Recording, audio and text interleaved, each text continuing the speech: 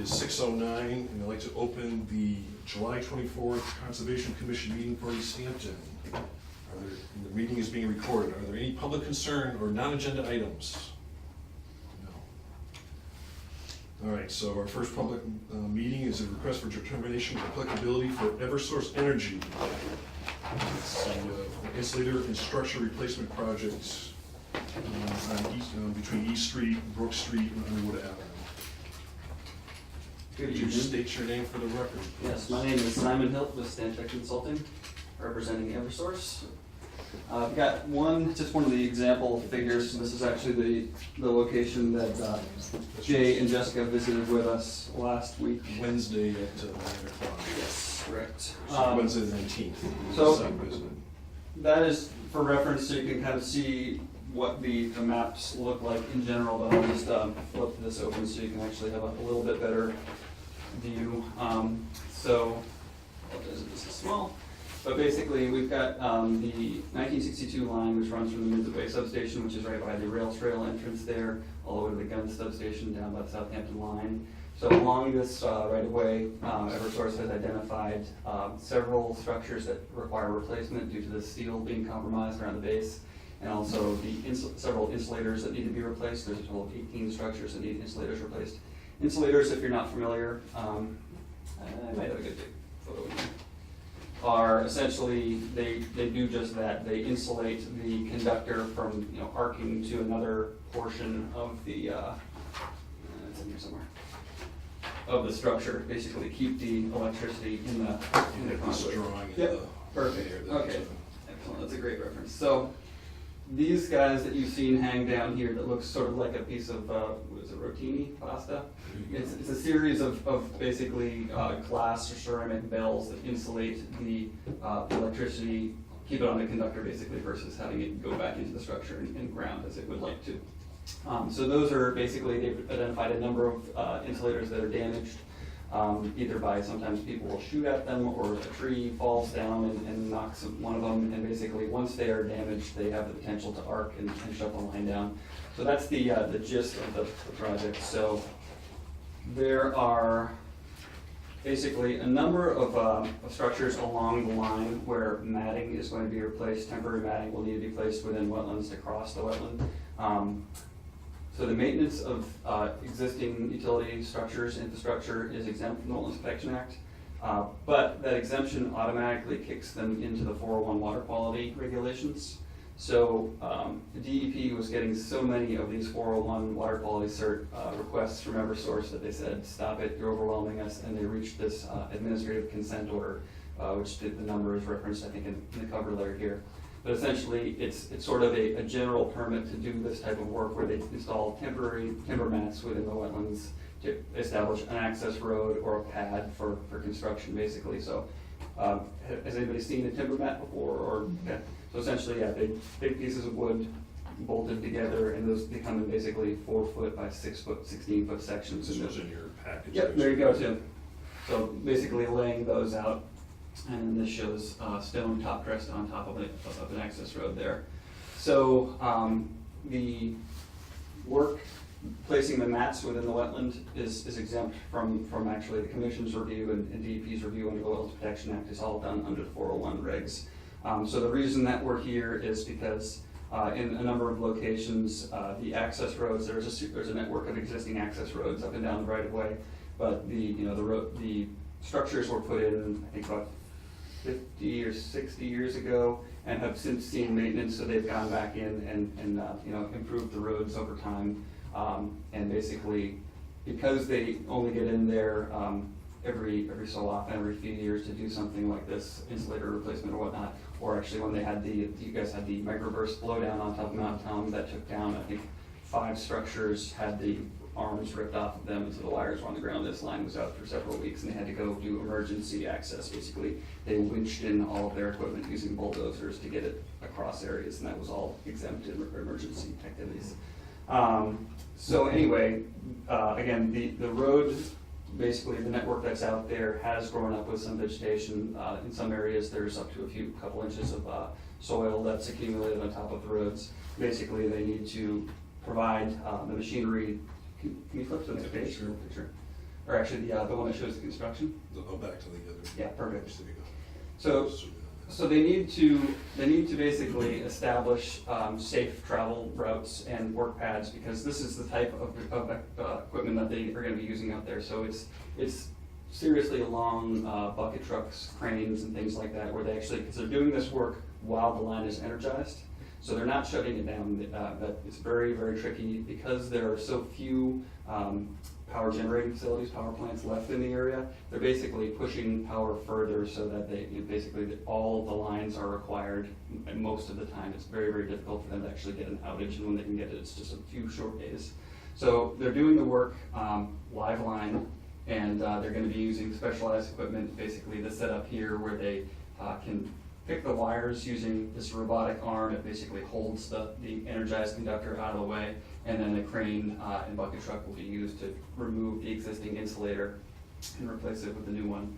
So you can see, based on, it's really hard to see. I mean, the largest vehicle in here is, this crane for one. Robotic arm is similar, but these are, I think they're probably about 30 foot long, so a little bit smaller than a tractor trailer, but a fairly large vehicle with about an 8-inch wheelbase. There's another one of the robotic arms, and that's a bucket truck in the back. So large equipment that they need to get into these places, hence the need to stabilize, and they don't want to have a situation where they have a truck slide off the road into a wetland or tip over. They've definitely had instances where equipment falls over and people get hurt. So that's safety is the main reason for doing this type of work here.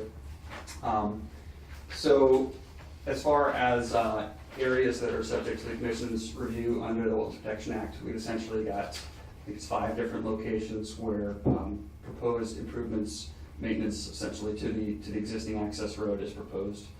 So this first one that's also shown on the plan here is the one where Jay and Jessica did the site walk with us. There's an existing cleared road to the structure. That was actually shown in one of the photos here, which is the first couple of photos. So you can see, you can see that vegetation, some herbaceous vegetation, has grown up in the center of the road, but it's a hard base. You can plunk a shovel down or something, and you don't go far at all. There's just a very, very fine layer on top, generally where the stuff is, or vegetation is kind of growing up from whatever is accumulated in between. So basically what they're going to be looking to do is top dress these areas with stone.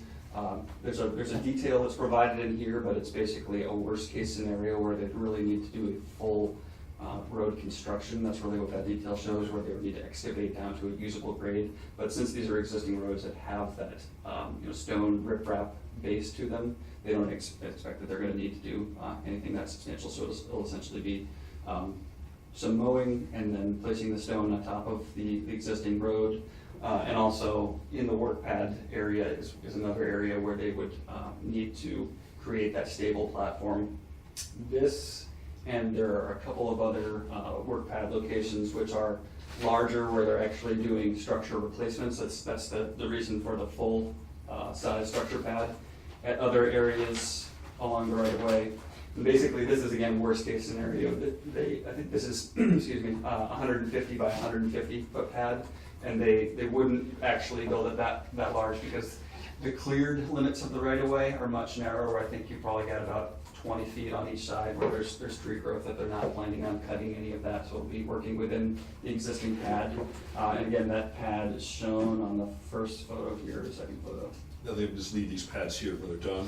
Yeah, the idea is that these structures are existing. They are not going anywhere as long as everybody wants power. That they're going to stay there. So they, in the past when they do this work, however many years ago, some of the safety regulations have changed actually, where they used to be able to, for instance, switching out insulators, they could climb a structure. Essentially, you climb a tree and cut down limbs or something like that. OSHA has changed their regulations, so you need to be tethered to a engineered support, and they didn't engineer these poles with those things. So basically, it makes them have to use a bucket truck for almost all of this work. So as far as the work pad remaining, that would be the idea. Is basically they go out there, and again, in general, these areas have been graded in the past, and there's been, stone added to these areas because they needed the platform to do the work and do subsequent maintenance, but would be leaving that stuff in.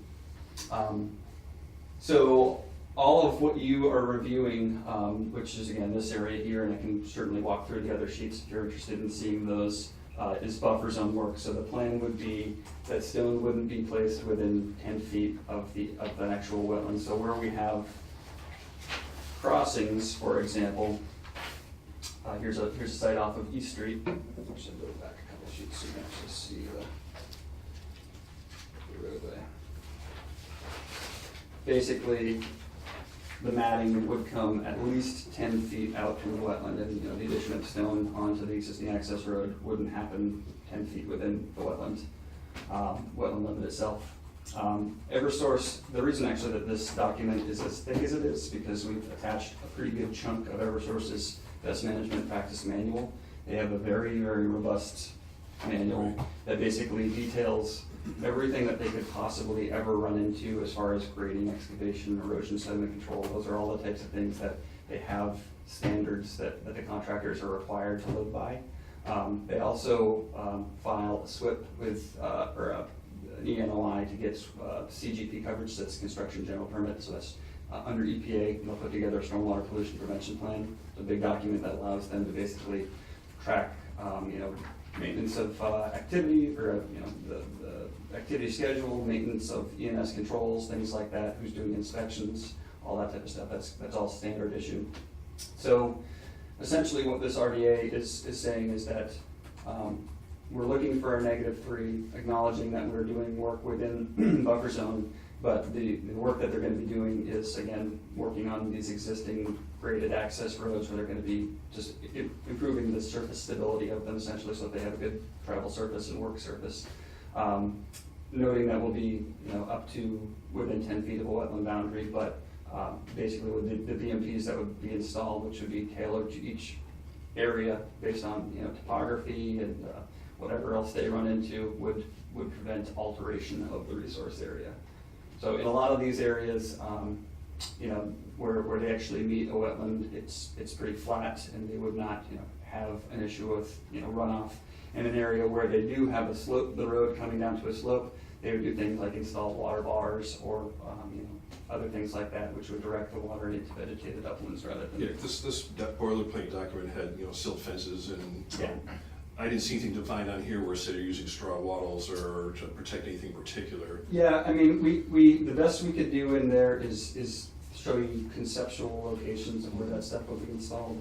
But I mean, Eversource uses, I think, really like 3 contractors that do basically all their work. So they're all very, very familiar with the BMPs and what's required. They've all dealt with numerous orders and conditions and 401s before, so they know what's required and where, and basically. Well, normally we would ask you for 48 hours notice so we could go and inspect those, yep. But it sounds like they're going to be doing them as they go, or they're going to come in and try to do those all at once before the notice period.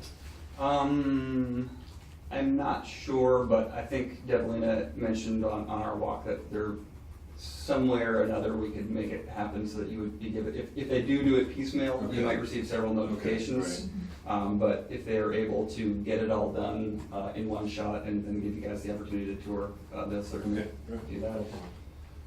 And it was flat in many of the places anyways. Mm-hmm. Okay. Which of the sites are the sloped ones? Where would you anticipate there being more of an issue? So, for instance,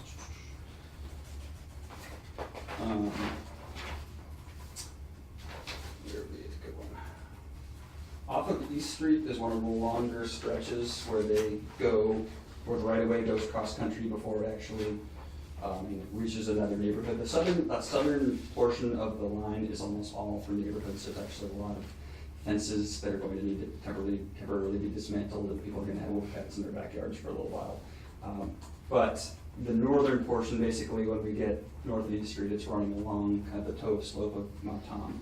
So, for example, this sheet's, this guy right here is a decent example.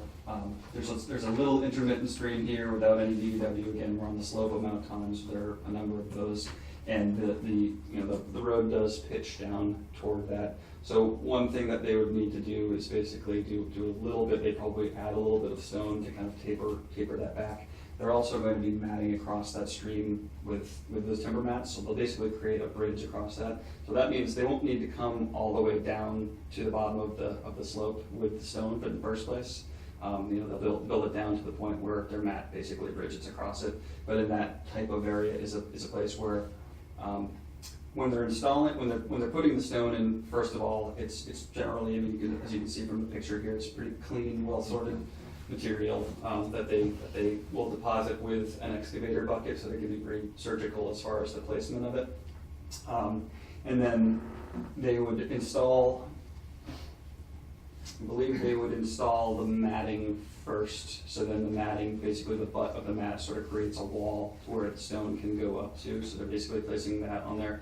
They would have erosion controls on the sides to catch anything that could potentially get down the edge. But you're not really digging and removing material to create these roads, you're really adding things in. Yeah. So it's not like you're making an unstable slope someplace to do this, you're kind of adding material into the areas. In this situation here, it may be required, it may be necessary for them to do a little bit of grading Okay. within the footprint of the road, and it's really to, I mean, they could totally get by with what they have out there now, but really to improve the situation for erosion control and future access, basically, is that, where you have something like this that leads to the well, and if they can, within the footprint of the access road, make it something like this instead. So they would. Those are the areas we probably want to see what the erosion protections look like. Yep. Yeah, absolutely. And what would, I'm assuming that the mat then comes out after the fact, right? Yes, absolutely. So what is So- I didn't make it through all of the best practices manual, but what is the prescription for keeping that stone from rolling down into the stream after the mat's removed? Basically, they would, for one thing, it's fairly large stone, so it's not gonna be moved around by rainwater, and, there's not gonna be flow coming down this channel that would, or any of the channels that'll be crossed that would potentially get up and wash the stone into it. So that is one thing they've got going for them, but basically after they pull that mat out and there is a bit of a lip of stone, they would just do, basically kind of blend that into the slope a little bit so there was a taper, and then they would install, some sort of biodegradable sediment barrier across there, whether it be straw bales or, compost filter tubes, something that could stay in place and basically, allow it to retain the stone as they're doing it. And that's just in the areas where there's the wetland impact and then the hatches, like this, for instance. Like is this, So, yeah. there's no stone going in there, No, it's just so right on the the sides. yellow hatching is the matting that would be placed, so there's not gonna be any stone placed within wetlands, it's all, like I said, at least 10 feet away, no impacts. There will be no permanent impacts to the resource areas, to BVW or bank, or BLSF, which I don't even think we're working in, so, being that we're on town for most of it. So it's essentially, they have these roads out there, they have a pretty extensive network of power lines, as you can imagine, so maintaining the structures as they need work is kind of their MO. They don't currently have a regular scheduled roadway maintenance program for their roads down their access, down their rights of way, which is why they, over a period of years will grow up with vegetation. But that might be something that they actually change in the future, because one issue that they're running into is, as far as not maintaining those roads and having them grow up with vegetation, is with Natural Heritage viewing that as potential habitat. So where they are building future roads, they will want to maintain them so they don't have to go back to the permitting. And that's also one thing to note here, is that portions of the work, for instance, this section right here off of East Street, and essentially this is really where it starts. So from the structure that's on East Street all the way over to, I think it's about 10 structure spans away from Underwood Avenue, which is off of East Street just by the 91 overpass. So for a span of 15 structures, around 15 structures basically, so that there, just for reference, there are 1, 2, 3, 4 structures shown on this sheet, so essentially 3.5 times the length of the sheet, which you need to look at the scale to have the reference there, is within priority habitat, is the bottom line anyway. So it's in priority habitat for copperhead, timber rattler, and eastern rat snake. So we actually, I was a lot soggier earlier this morning after being out for several hours with a couple of folks from Natural Heritage and Eversource representatives.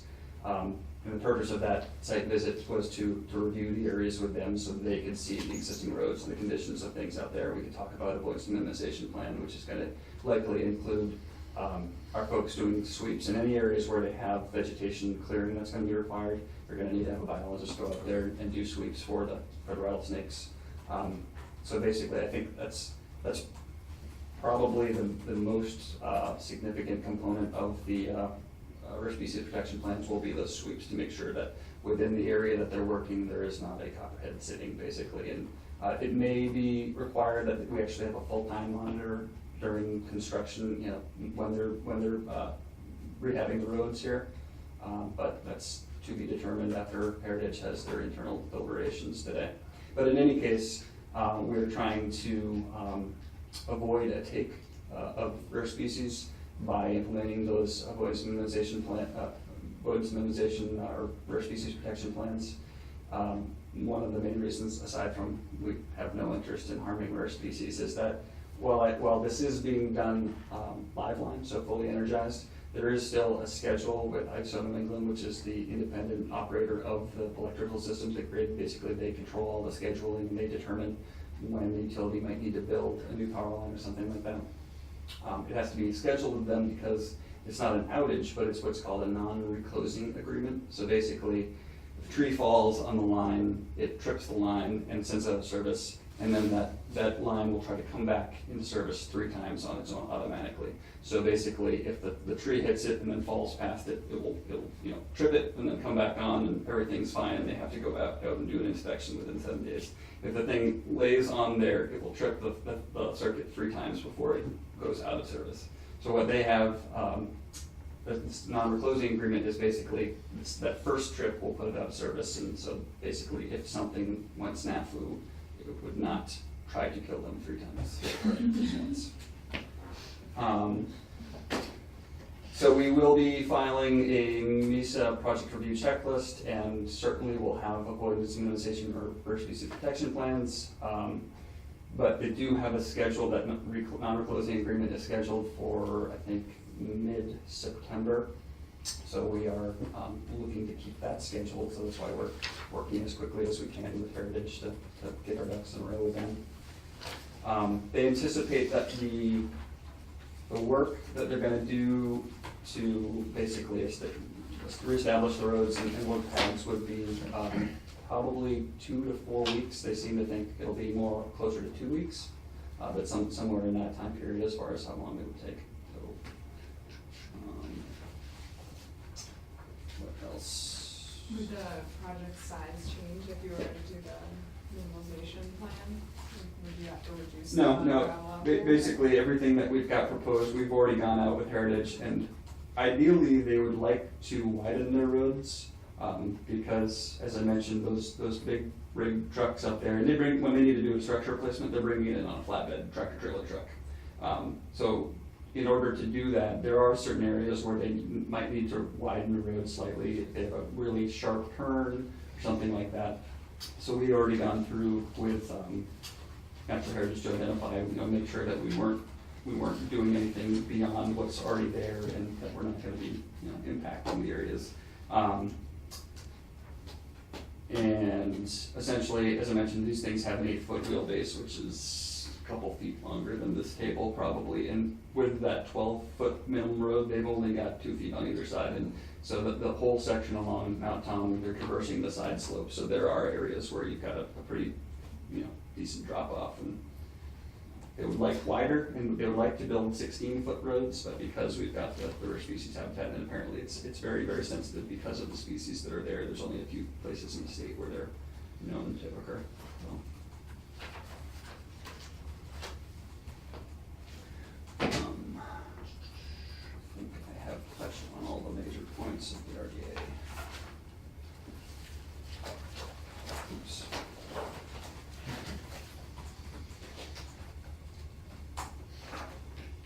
I guess one thing to note is that along East Street, there's been historical issues with residents along the roadway there, and having, different evolving drainage problems that they're always trying to find the causes of.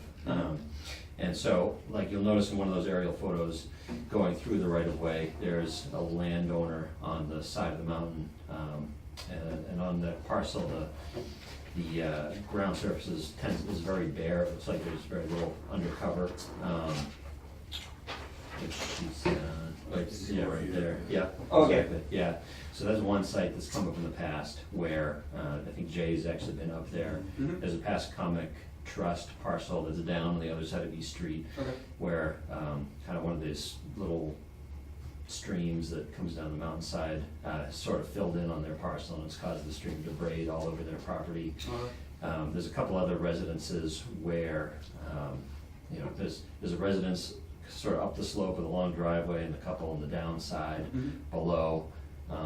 And they keep pointing fingers around about, They things think are the getting work that's wetter being than performed they up used here to is be. creating the problem, but then we don't always see evidence of work happening up there. Right, so I guess what I'm trying to say is that there's hypersensitivity to people along East Street for changes that are going on the mountainside. Okay. That's something that we're always being aware of, and that probably Eversource may wanna, just They've pay dealt with a attention few to. abutters in their day. Yeah, So they have. one of the things that they will certainly be sending out notifications to all property owners along the right of way, because again, this is a right of way easement, so it crosses private property in a large, portion of this right of way. So, so it certainly will notify every property owner who would be impacted. But as far as this area here, we just walked through there last week, and essentially what it is, if you haven't been there like Jay, is it's a big old kind of sand pit. It's a sand pit, right? Yeah. And it's quite flat until you get up to this little rise here, and from what we found by jamming an auger in the ground, is it seems to have a quite stable surface to the existing road, and there's kind of a network of roads through here, but so through this area, it's possible that they might not need to do anything except drive across it. That would be, I think that's probably the most likely scenario.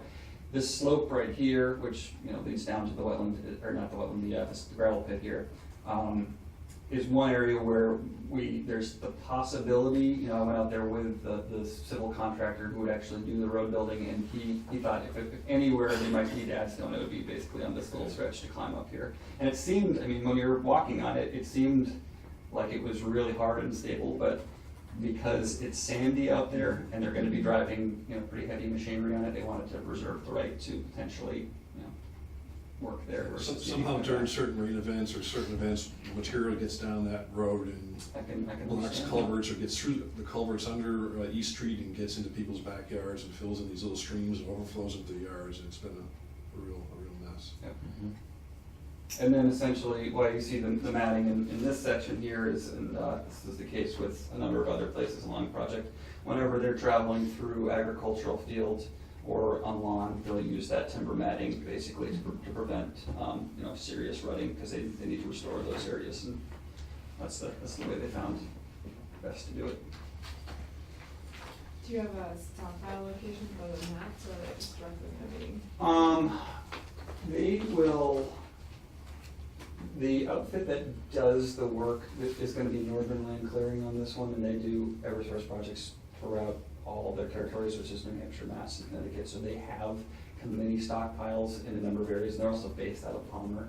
So they have not mentioned to me anyway, any area here that they would need to use as a stockpile. I think they would just basically truck them in, drop them off, put them in place, and then, vice versa when they're coming out. If they needed to stockpile something, likely locations that they could do that would be at either of the substations at either end of the project. They do have, yards that basically, and again, if it was anything, they would be maybe parking a piece of equipment there and maybe, piling these mats like Jenga blocks. Yeah. But otherwise there's not really, material that they would need to, like they wouldn't bring the stone to the road and put it in a pile somewhere else. They would just bring it straight to the site and add it. So there are 2 poles that are being completely replaced, right? Yes, and there may be a third one that has been added to that, they kind of hinted at that. This is one of them. This is one of Is them. the other one, I didn't find the other one on the maps, is it not Yeah, in jurisdiction? Yeah, exactly, because the other one is just, it's a very short run, it's structure, you know, these all have 530, and it's structure 19, which is you access it off of Chapin Street. Okay, So basically, at the top of Chapin Street, there's a little parking area that says no parking, and then there are 2 little dingles, Melissa would call them, before you get to structure 19 there. So it's a pretty short span of a couple of 100 feet, and they're gonna mat that entire thing, I think, because it's not lawn and it's within their right of way, but I think they're matting it because it's close to that neighborhood, and it's a recreational use area, I think, up there, so they don't wanna modify. And it's a really short run to get to that structure, so, you know, creating a new road through that area isn't really worthwhile. The other thing is that if they have the situation where they have, you know, stream, and they're gonna have to do stone mat, it's not really economical or worthwhile for them to build little teeny segments, or, you know, to improve little teeny segments of their road. So in that case, it's easier for them to just map the whole thing and be in and out like that.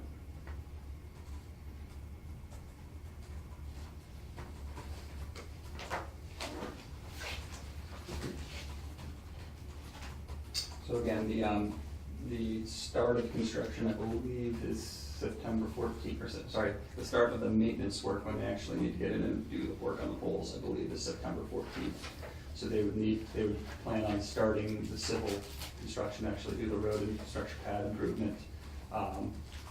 Again, approximately, they would probably try to do it as close to 4 weeks in advance as possible, so mid-August they'd be wanting to get going on that.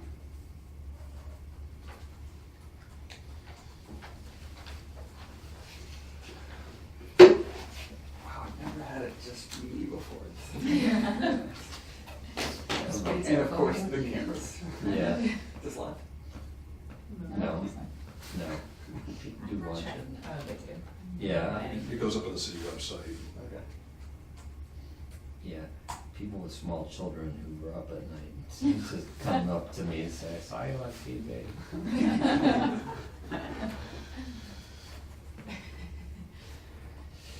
Okay, so I raised a concern earlier about stormwater ordinance possibly.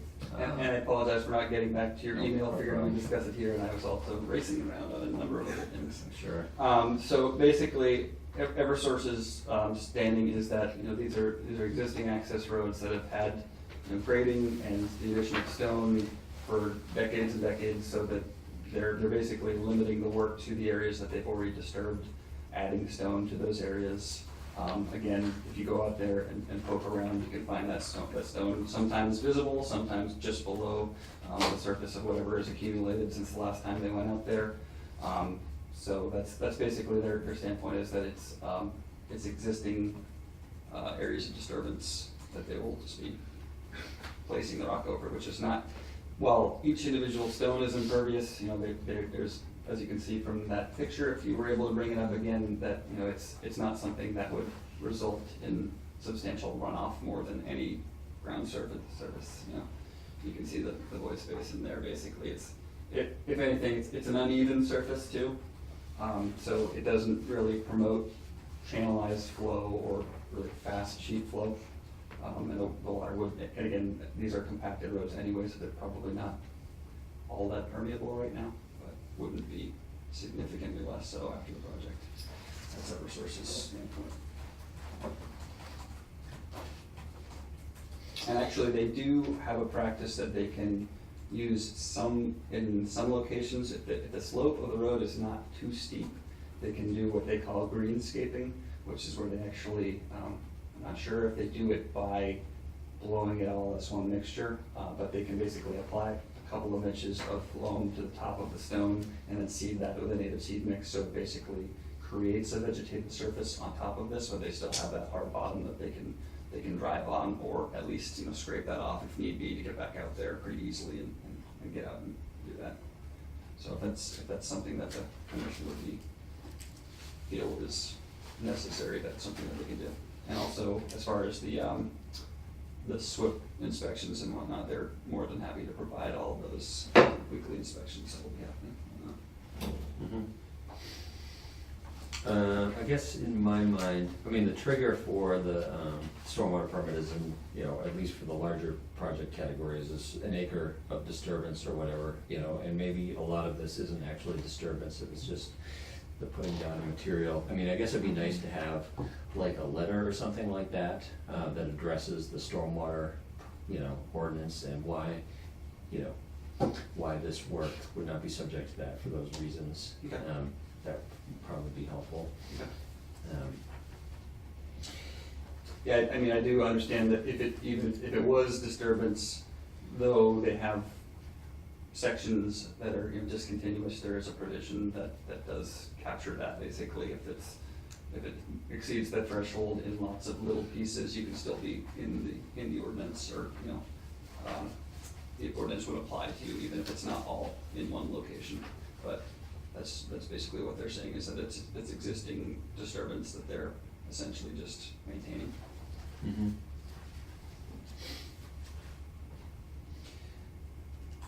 Okay. So as far as the, you know, the drainage patterns of the areas, and they don't anticipate that those would be affected, and certainly wetlands and streams would not be affected by it. Mhm.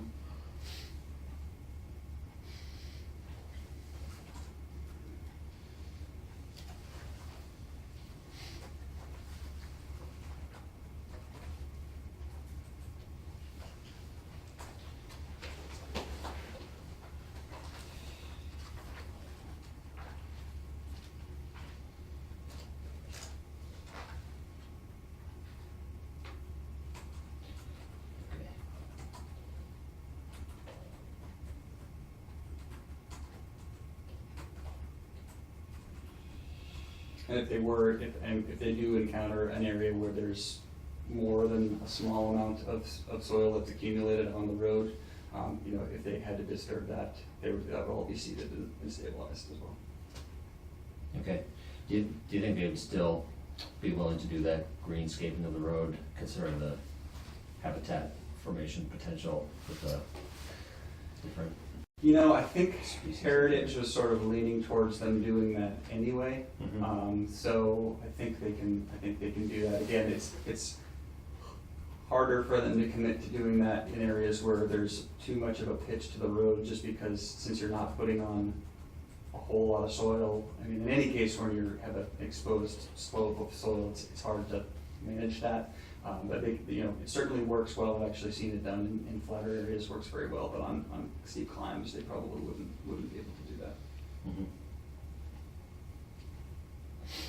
So you guys are talking about a SWIP, you don't think it's necessary for a SWIP? Well- They do a SWIP regardless for all their projects, just because it kind of gives them a template to follow and whatnot.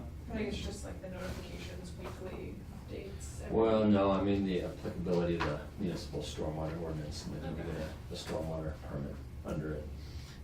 Just considering the acreage of disturbance, you know, on the face of it, it seems to trigger it, but, that sounds like maybe not.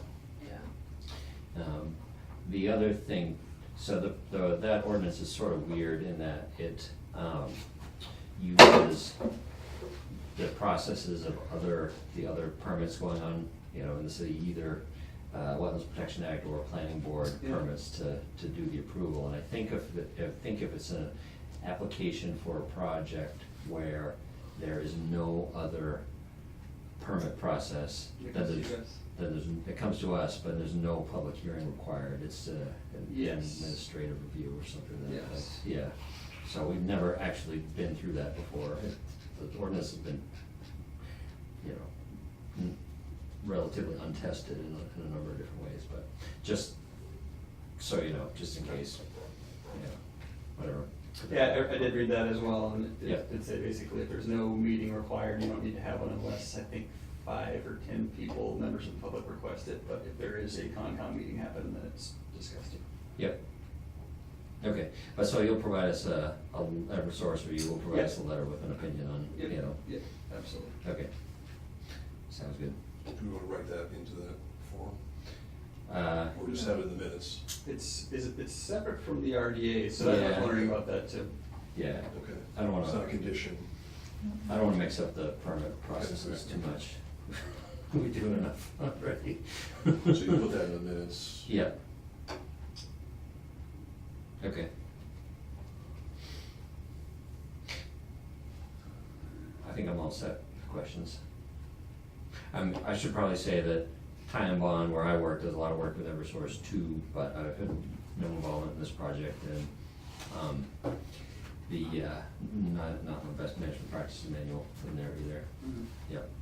And that $20 bill that Simon gave me before the meeting will have No effect on you whatsoever. decision. I'll have to say the same. Okay. But SWCA is also involved in Eversource projects, but I haven't worked on this one. More so the restoration based. If we want weekly reporting, do we want that just in the minutes, or do we want that? I should put that in the minutes probably. What was that? For like a weekly construction report, You would like to receive this SWIP the SWIP inspection? report. Oh, Is that what I you're mean, that's- talking about? no, I was thinking about the, conflicts of interest Okay. still. Oh, okay, Yeah. no, I'm not. Yeah, no, I guess I don't think we would need to see the construction reports last, yeah.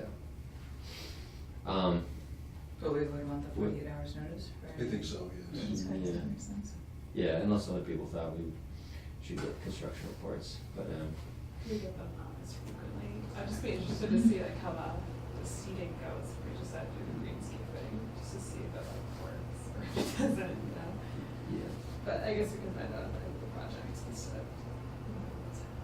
Yeah, that's the only part that I think Eversource was, I think if there wasn't, I'm not sure if you're thinking about including a condition in the determination for the greenscaping. But again, I think it really, they would be a little bit reluctant to do more than on areas that were relatively flat. So again, if you get into the, because that generally will hold, and they'll still have erosion controls in, while that's happening. But if they were on the hook for, Slopes. it washed off your slope down to the bottom of the slope, even if it wasn't in wetlands, if that was part of the conditions, then that might be a never-ending nightmare. So we could just say with a percent, up to a certain percent grade or something like that. I mean, I guess my inclination is to not include that as a condition at all and let Natural Natural Heritage Heritage, yeah, work it out, okay. just because that's, it's really what they care about. But that's just me. There are a number of places outside of Concom jurisdiction where, for instance, it's all within natural heritage areas, so that we've discussed it with them, but the work pads, there will be some grading that needs to happen at some of the work pads, but basically, so this one in particular, this was something that we discussed with Natural Heritage. They had proposed, using stone for this work pad. In an effort to minimize the impacts here, we've reduced the size of the footprint, so it'll essentially be right now it's 100 by 150, and we've reduced that to 2 30 by 60 pads on either side of the structure. Okay. So there'll be some, and actually it's gonna be matted too versus stone, so they will need to do some amount of grading in there just to be able to create a flat surface, but they'll use mats, and then after they'll pull all that out, and they will be seeding all of the areas all the areas that they use mats. If there is disturbed soils after the fact, they will seed all of that with native mix. It's just on that structure.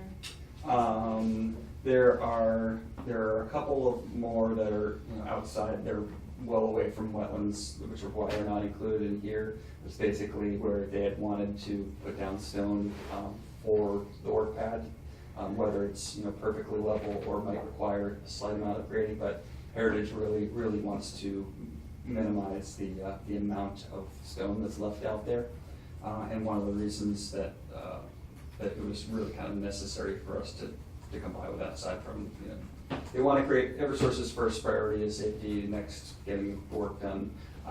But if we had left all of the stone into the pads and whatnot, it would have put us over, I think, potentially a MIPA threshold, which would have really set the, if we had to take determination and we're over a certain area, it could put it kick us into MIPA, which would kill the schedule. So that's another reason why they've reduced the footprint and gone to matting versus stone.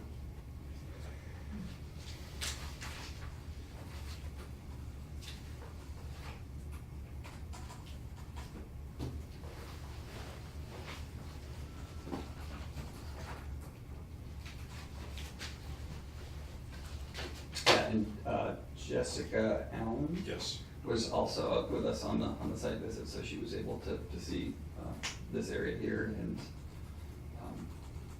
didn't voice any concerns about stormwater and certainly not any of the other planning board type submittals that might be required. Yeah, she would have worried about planning board things Yeah. and probably let us deal with the other portion. Yeah. She'd bring it up if she had a concern. I mean, it's not changing the use of the site, basically, it's just making it safer access or better.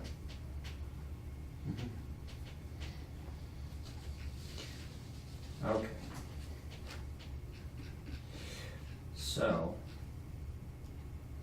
what are we talking about for conditions? We're talking about a 48-hour. 48-hour notice, and maybe more than one 48-hour notice if it's gonna be an incremental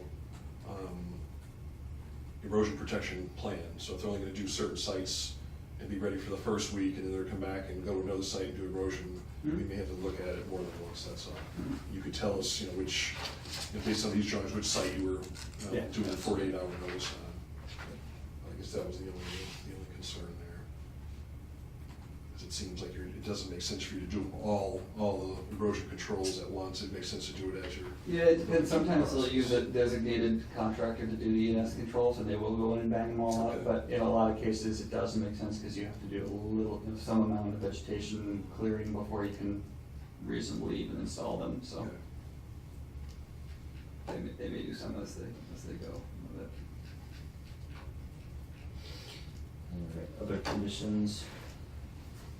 Or is that all we're talking about? I think that I was it. think that everything else is being covered just under minutes or by natural heritage. All right.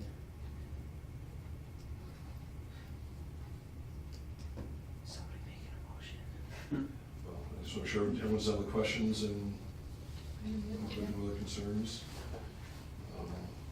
Does everyone would like to make a motion?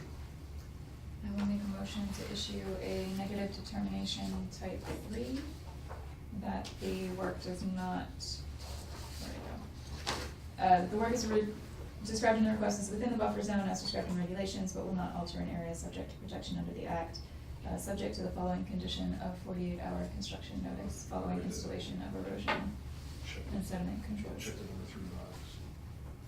Second. All in favor? Aye. Yep. How many of these are you doing this week? This is the only one, actually. I'm trying desperately to go on vacation next week, and Eversource, among others, are trying hard to not make that happen, or at least make me have a very stressful week, but Uh-huh.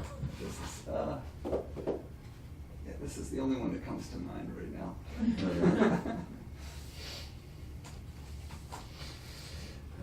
Yes. Yes, I was on vacation 2 weeks ago, 3 weeks ago, and I started getting frantic calls, and then on some projects. I will be out of cell range. Oh yeah, where are you going? We're going to Canada, up to Nipam, I guess, White Mountains. Yeah, that's, Nice. I'm gonna be in the Lakes region that week, Okay. next week too, actually, yeah. Excellent. Should be fun. I haven't been up to Long Canyon. Is there a DEP file number at this point? There isn't an issue for an RDA yet. Yeah, there may not be one. Okay. Yeah, we found Hancock Campground, which is the first one in from the Lincoln side. Uh-huh. It's got probably 10 sites that are right along the Ammonoosuc River, and it's just all big round boulders and Oh, that's awesome. little beaches and stuff like that. It's really fun. I almost died along there when I was a kid. I Okay. fell So into we'll give one you of the into the rivers, Sure. like right upstream from a waterfall. I forget, it was, is it the, 24. is it the Ammonoosuc all along the Kankamungus, or is it like a swift river at a long part? I couldn't tell you. I've been Yeah. up there often enough. Yeah, anyways. I've been there a long time. I was up near the Pinkwasset. Yeah, The right. Pinkwasset, so. Yeah. You gonna hike, or, If Big the trail. 2 and 5-year-old want to hike. yeah, We did get them up a few good hikes. When we had just one, he made it up a couple of 4,000 footers in a backpack, but that was cool. this second one Impressive. is something else. Uh-huh. Might not put up with that, but Lonesome Lake is a really great hike that you can get up to relatively easy, and then you've got a great view of Lincoln, Lafayette, and Haystack, and Swinville. I'm always on the east side of the state, so I hardly ever go over to those mountains over there, but, you know, we're trying to, I don't know if we'll do it this year. We have our niece with us too, but I keep trying to get up to Mount Willard with the kids. Mhm. It's on the north end of Crawford Notch. Oh, I've heard that's Yeah. awesome and Oh. pretty easy. It is, yeah, it's absolutely incredible, and it doesn't take too long to get up there, but Mount it's just Willard. it's kind of a drive from where we are, so that's kind of a bigger Yeah. concern. It would be probably 45 minutes or an hour, I think, for us to, Yeah, but I might go for it. yeah, you should go for it.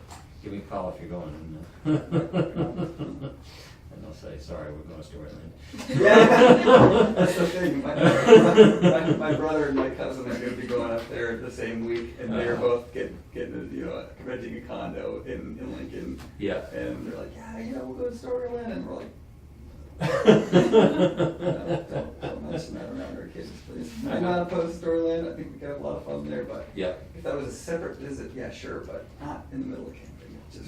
It's like, you get your kid all gung ho about eating apples, and then you're like, but have a Snickers bar. Yeah, exactly. What is that? Yeah, it's tough. I always wonder why those places exist up there, but they exist for people with kids. Oh, Yeah. Storyland is Yeah. crazy. Yeah. You know, Have you been there a few times then, or? thousands probably. Uh, I mean, my mom remembers going there like the first year that it opened or whatever, and so, you know, she brought me and my brothers there as soon as we were old enough to. I mean, we went hiking too, but Yeah. now we've been bringing our kids for a couple years. Excellent.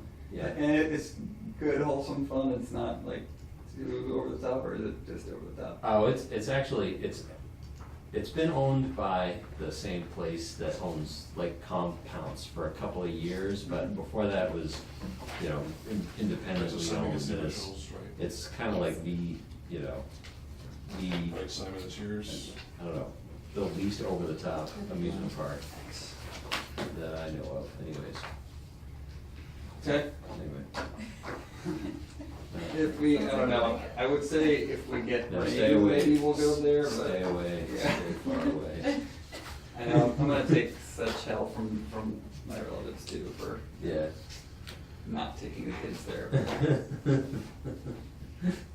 It's just, you know, we do this camping trip every year, basically, and if we were to go Right. there once, how could we not go there every year? Yeah, exactly. Do my best to shield them. Great, well, thank you very much for your time, and we will get you the letter regarding the stormwater ordinance. Okay. Before I leave for vacation, I imagine we can do that. It's my goal. Thank you. Shall I leave this up here? or- Yeah, sure, that's fine. Thanks.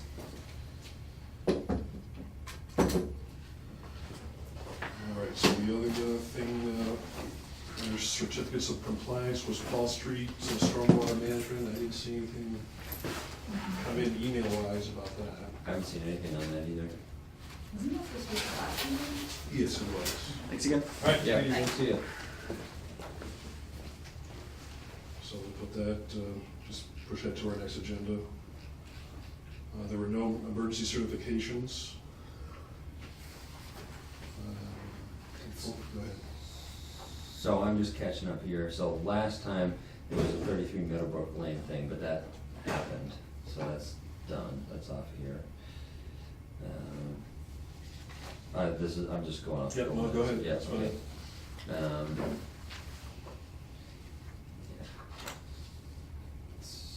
Okay, so when's our next meeting date? Did you mention it? August 14th. August 14th, okay. Yeah. See, I hate keeping kicking something when it's just because we don't have an update. Should we remind? Sure they're aware, There's probably people on vacation. probably. Okay.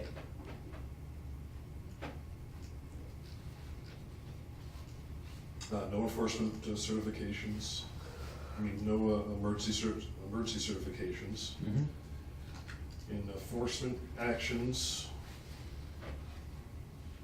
There was a letter that came in the Groveland, so that's why that's off the agenda at this point, so I haven't heard anything about that. Okay. He had a 10-day to respond to the state, and so we don't know where that stands. All right, so we're taking that off the agenda now because it's in DEP's hands, basically. Basically, yes. Yep. Okay. The next enforcement that is current is 37 South Street, and there was no information on that, no emails that I saw. Mm-hmm. And we have not heard anything on the Autumn Properties at Northampton Street, nothing came back on that. Okay. Hmm. Is that late? Yeah, I don't know, we should check in with Melissa, I guess, when she's back. Yeah, I don't know if it's late or not. I feel like it's, You're supposed to be doing the delineation, or we already received that?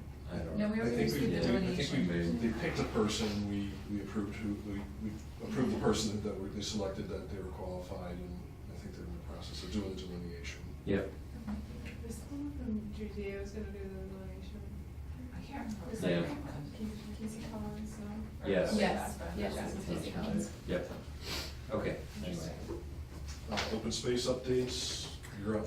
On Wednesday at 9, Politan Andrew something, I don't know if people know Politan people. I think his last name, Morrison, Andrew Morrison, is gonna come look at the site. And so he will need to come up with a, like proposal and fill out a W-9 in order for the city to approve it. So hopefully that'll all go well, and we'll have something to hand over to Jess to get, approved from the city. And then. You were meeting him? Yeah. Or- Yeah.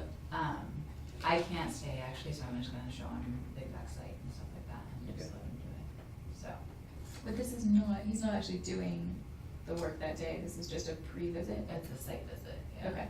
So That's my that- understanding. Yeah, so he can So basically he can quote submit it. paperwork. Yeah, exactly, Yeah. and he gave me an estimate of 1,000, but we need all the paperwork and proposal and that sort of thing, so.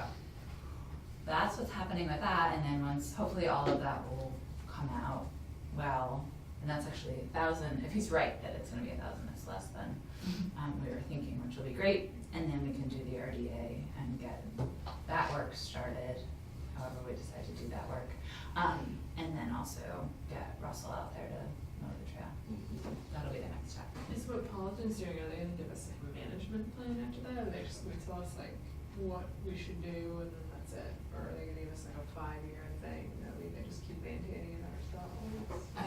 Yeah, what the request I asked for was a survey and a management plan. So I don't know what that looks like, if I need to say, like, we want a 5-year management plan, or Yeah. just say how many. Cause you know when I talked to them last, they were like, if you want us to manage it, or if you want a plan, that you guys can get like volunteers to do the work, or like you wanna do the That work. might make more sense if we could I think get that a was what we plan. were thinking, was a plan. Yeah. Yeah, that's a plan with Yes, that so that volunteers it doesn't would be cost involved. more money going Yeah, yeah. forward. Yeah, This is a plan from Politan? yeah. Yeah. Okay. But I need to say to them explicitly, like, what we want would be something that would last for 5 years, and Sure, something yeah. that volunteers could do. And so, wait, so what was the $1,000 that, That would be for the survey and the management plan. okay. So I think he's coming out there, someone's coming out there right Yeah, now, just to right. look at it and say, is it $1,200, is it $800? And tell us what they're gonna do for the money. And be able to type up a Yeah. proposal of like, Put a proposal this together is that what we we'll do. can say, okay, go for it, now write the plan, Yeah. something like that. So you can include like a map too, like of like where the stuff is and like how big the areas are. Yeah, I assume that was part of the survey, but I don't know. I mean, I don't know. It's good to think about these If we- things, Yeah, to I think specify. the proposal will definitely include that. but Yeah. I Yeah, just right. think- I think it would have to. Yeah. So having enough of bullet points. Yeah.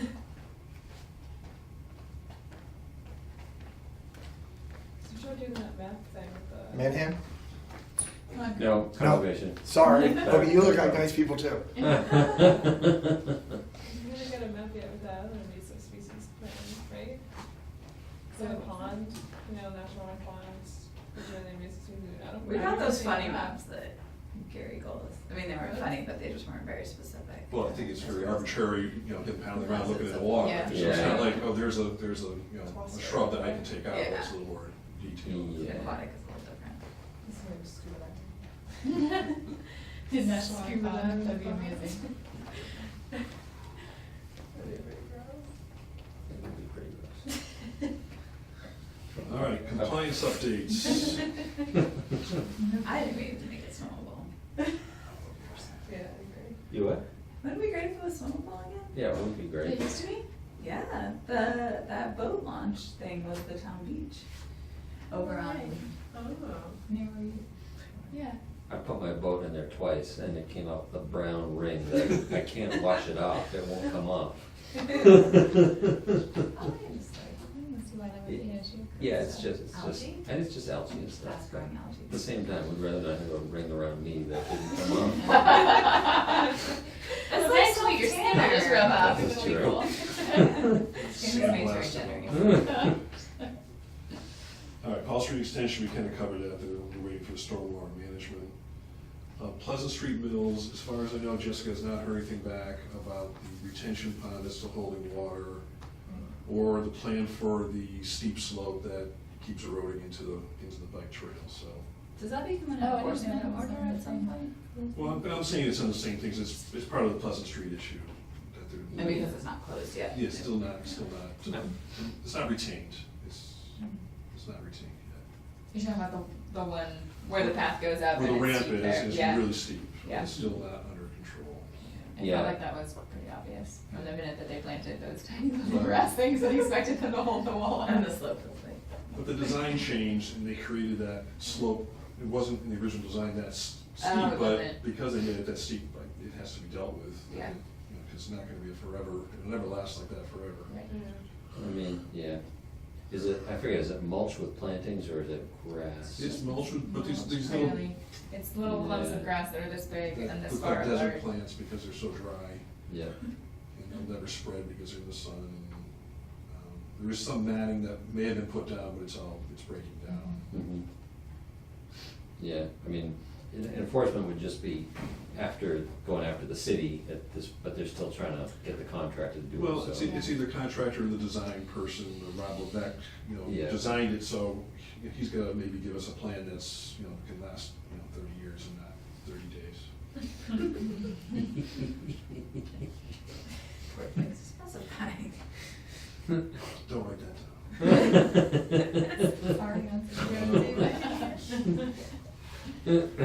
Nasharonic Mills, I haven't seen any activity over there. Oxbow, still haven't heard anything from Fish and Game, I'm closing that out. The project at 184 Northampton Street, we said to get the second building pretty much up, and that's progressing. Lathrop, we haven't heard anything on Lathrop, right? Wilson Northampton School, I think that site is stable, there's been no issues. Are they working again yet? I haven't seen anybody working or heard anyone that's working over there. Hmm. I think they'll ongoing will be putting mulch down and keeping the trail maintained, that's all, but. Is that the area you're talking about, just the Yeah, cross-country they trail? weren't, they're not done though, right? I thought they were complete. Or are they? I think Oh. they're complete. I thought I- they stopped for some reason. Right, all three bridges were done. I got confused too, because at one point I thought they stopped for some reason, but then at some meeting, I don't know, maybe you weren't here, they were like, oh, it's done, and I was like, oh.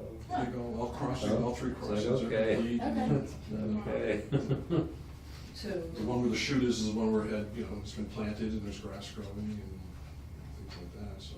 Yeah, should they actually get a certificate of compliance before they can use it for this season, or? no, They've been using They it. can do it whenever they want? Oh, really?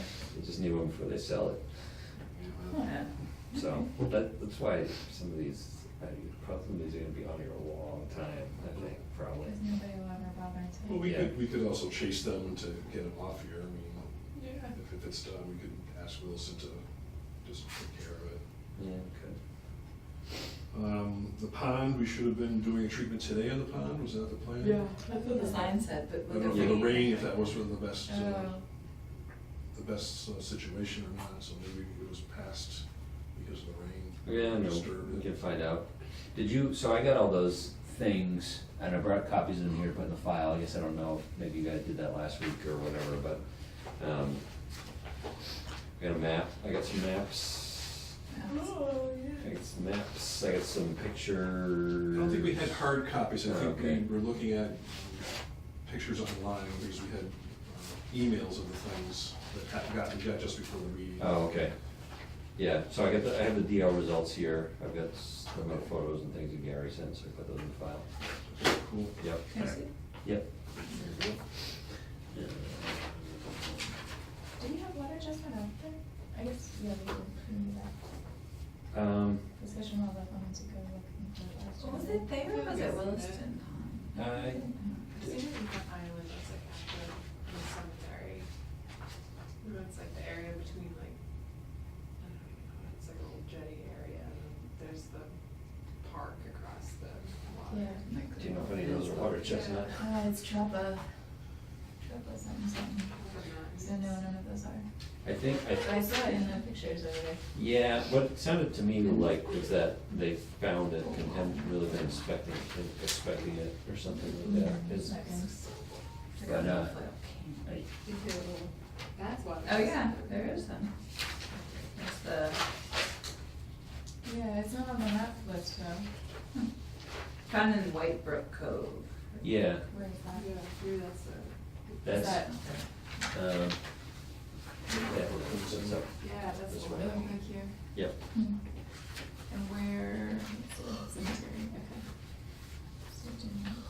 Wow, that's No yawning. deep to have found it. It seems Pretty long awesome. roots. They were, Really long roots. yeah. Fish and Wildlife was doing mechanical removal, right? Mostly they do by hand, on Log Pond Cove in Holyoke, they're doing mechanical repair. Cause it's kind of still out of hand down there. Mostly we pour it by hand.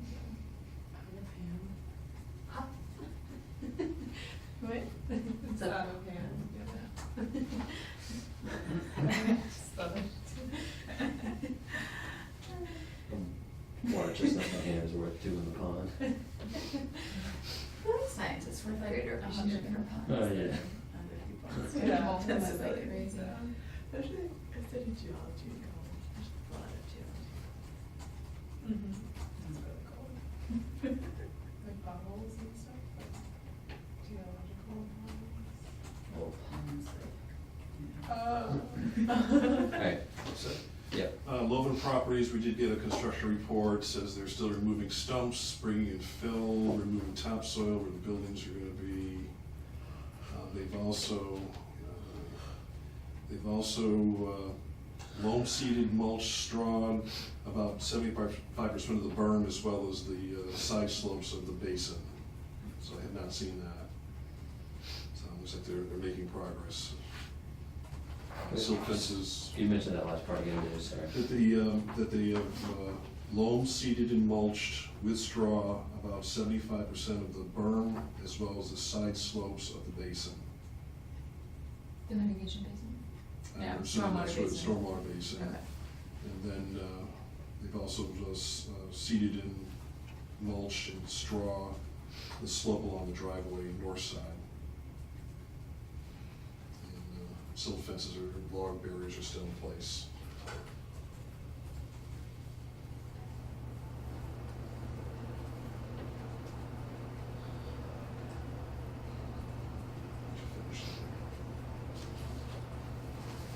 Okay. Cumberland Farms, haven't seen any activity there, haven't heard anything. I have a question. There's a lot of activity on Ferry Street, like right around Perfume Pond. That was a city project with a water main or something. They did give us 48-hour notice. It was not really an invasive, it was them digging out the road and putting a pipe around the bridge and back into the road. So there were no erosion barriers required or anything like that. It was just all in the road or on, in space. Yeah, that came before us months A ago. while ago, but there was, I Yeah. did see emails saying that they were gonna start that. And then I did see them working down there this week. I saw that too, and then I saw the email with the, about the notification or whatever. I have just absolutely no recollection of doing that. RDA or whatever it was, but I guess it was, I guess we did. There was nothing that we had to do, that's why it was all, digging in the sidewalk and then sticking the pipe out around and going across the Yeah. bridge and then going back into the ground again, so. Can we put a net underneath the bridge? I didn't see Just in that. case. I don't think that was one of our requirements. I thought we said we should put a net in, just in case anything dropped, but. I don't remember that being a requirement, but you No can check. recollection. Check I tomorrow. don't usually say that, it's bridge work, but. Well, the slope on whatever street that is off of Ferry Street. That's a different problem, that's not this problem. Where the Yeah. road's sliding in there, Yeah, that, that's true. Yeah. that's a whole different, It wasn't part of the water. not part of this thing. They're gonna have to deal with that, but it's not. That was just a random subsidence, Right. right? But they've got the road, had the road blocked down to one lane to try to maintain it, so it's gonna have to get dealt with at some point. Okay, so I'm gonna put this under Sorry to bring it up. compliance updates. What do we call it? Ferry Street, bridge, dam. Water. Was it water? Do you want us to try and find the stuff that goes with it? Yeah, I guess if you wanna, I remember Look a it up. project that was over on, off of Williston Street that was like exempt because it was a different project that I'm thinking of. Never mind. I remember doing this one. Okay. They had all these crazy drawings of what they're gonna do, and it didn't make any sense Yeah. until we started seeing pictures of the real pipe. So It was Ferry this Street's a mysterious water looking main, thing. bridge crossing was the, It's not, yeah, this is not Columbia Gas. No. no, that was an older one. I remember that one. It's funny, I remember stuff. I wonder if I wasn't here or something like that.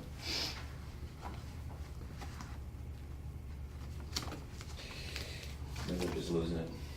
we'll live with that. Yeah, okay, sounds good. I'm losing it too. Dan Patrick is losing it.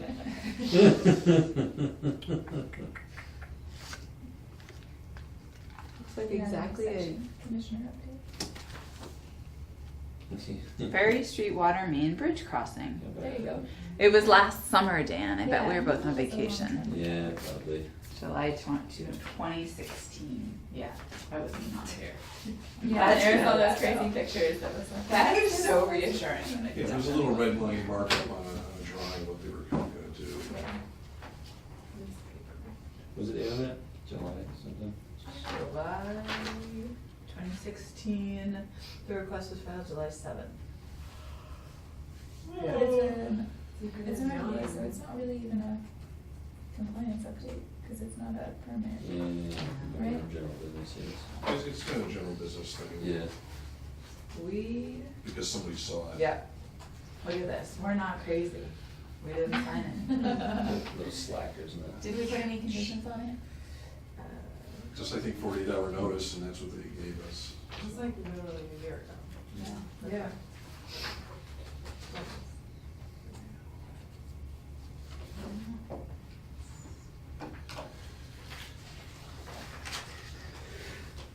Oh, Brian. Oh, 48-hour notice prior to construction, silt sock installation around stormwater catchments. That's it. That was it, there was nothing. Nothing about under the bridge. Yeah. I'm so glad I'm not crazy. Or like just have it ticked out in memory. Do you need anything else from that? No. I don't think we can do anything with the minutes of July 10th, I added those people on to the. but we don't have, even if we just initialed that, we don't have the right people here, enough of the right people to approve them. What about the other two sets? Do you have those? I have June the, 5th. June 5th, June 19th, July 10th. Jeepers, creepers. We keep not having the right combination of people.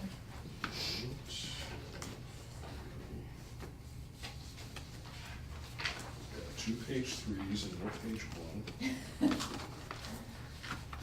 Doesn't make sense.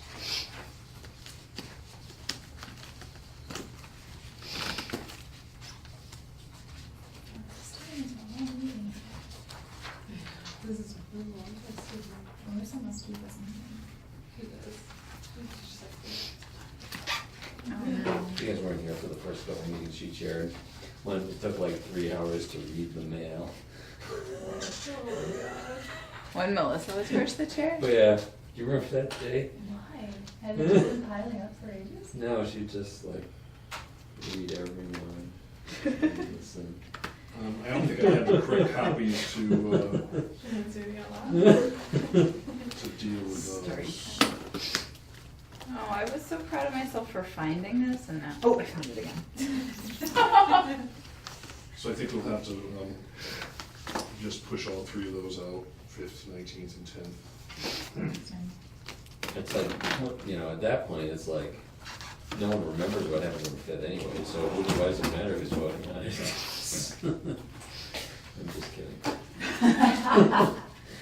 I reread them really carefully before I approve, and Good for you.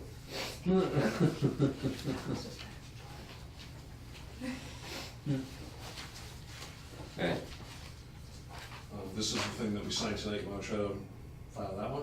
I will try. You can't promise anything. Is There there a won't be a folder? file. There's a file made or anything? anyway, do we need to send this anywhere to anybody? Well, there was a copy of this, but we didn't need a file for it.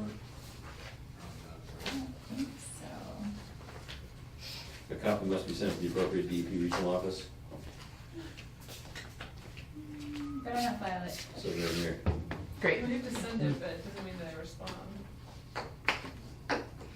No. I made it a separate Yeah. copy. Oh, you made a separate I have a copy separate then? copy here. but- Oh, okay. Okay, all right, But is that something for Jessica? yes, I think so. So that's a separate copy here. Oh my God. That's Do we want this? where it is. Yeah, that's, there's no folder, cause it's in Jay's hand, the rest of it. And now we shall read the mail. Got Richie's in there. That's a good sign. That 2012, that's a good sign. This is all 33 Meadowbrook Drive things, so that's what we dealt Can you with. file this one? Oh, right, cause we couldn't get in the room last time, so we just left everything. Okay, so on this the is to be stack. filed, so that's what's happening. Yeah. And then this is the new one Yeah, that has to, that's- yeah. that has to be There's paid. those. Can we close the meeting, or do we have There's all that, We- oh, do we not need to go through that? Oh, did we get in? Motion to adjourn? I don't see anything new here, that's new mail. Yeah, did we, was there something come in that got put on our August 10th? It came in by email, though. Okay. Alright. Is it in there? I don't see it in here. Okay, What, I don't even get anything. alright, well, I'll move to adjourn. Is there a second? Second. All in favor? Aye. Aye.